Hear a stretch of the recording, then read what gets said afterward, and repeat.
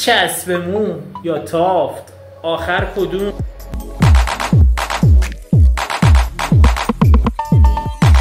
سلام، من محمد نعیمی هستم، مدیر و مؤسس سالن پیرایش جوان.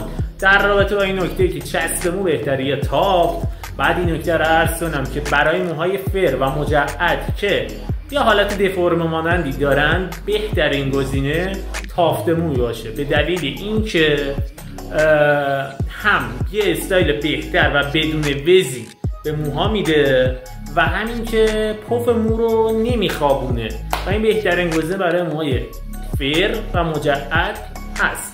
و در رابطه با موهای سافت باید این نکته رو عرض کنم، با توجه به عدم حالت پذیری موها، بهترین گزینه چسب موی کاسه‌ای هست، به دلیل اینکه هم یه حالت فیکس مانند به موها میده و هم این قابلیت به موها میده که شما شونه کشی بکنی و استایل بهترین استایل رو بهش بدی.